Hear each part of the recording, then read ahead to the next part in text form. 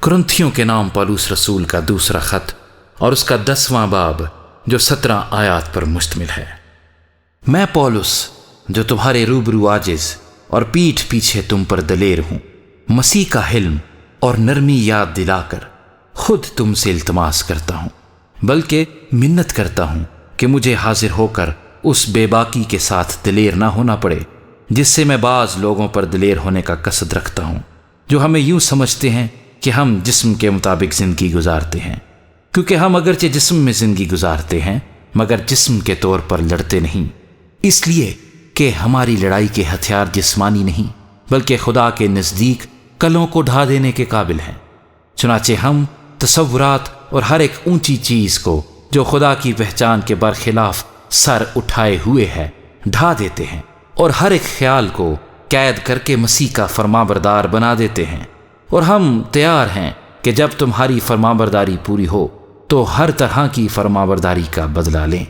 تم تو ان چیزوں پر نظر کرتے ہو جو آنکھوں کے سامنے ہیں۔ اگر کسی کو اپنے آپ پر یہ بھروسہ ہے کہ وہ مسیح کا ہے تو اپنے دل میں یہ بھی سوچ لے کہ جیسے وہ مسیح کا ہے ویسے ہی ہم بھی ہیں۔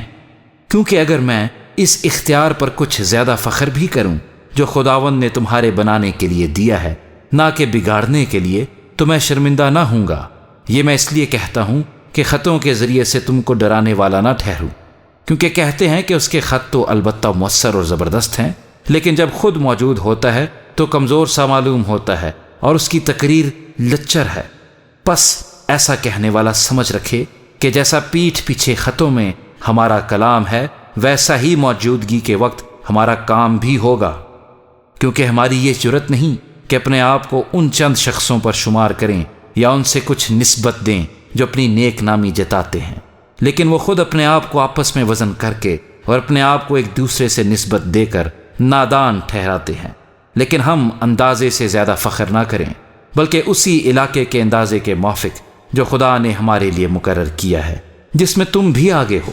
کیونکہ ہم اپنے آپ کو حد سے زیادہ نہیں بڑھاتے جیسا کہ تم تک نہ پہنچنے کی صورت میں ہوتا، بلکہ ہم مسیح کی خوشخبری دیتے ہوئے تم تک پہنچ گئے تھے، اور ہم اندازے سے زیادہ یعنی اوروں کی محنتوں پر فخر نہیں کرتے، لیکن امیدوار ہیں کہ جب تمہارے ایمان میں ترقی ہو تو ہم تمہارے سبب سے اپنے علاقے کے موافق اور بھی بڑھیں، تاکہ تمہاری سرحد سے پرے خوشخبری پہنچا دیں، نہ کہ غیر کے علاقے میں بنی بنائی چیزوں پر فخر کریں۔ غرض جو فخر کرے وہ خداوند پر فخر کرے، کیونکہ جو اپنی نیک نامی جتاتا ہے وہ مقبول نہیں بلکہ جس کو خداوند نیک نام ٹھہراتا ہے وہی مقبول ہے۔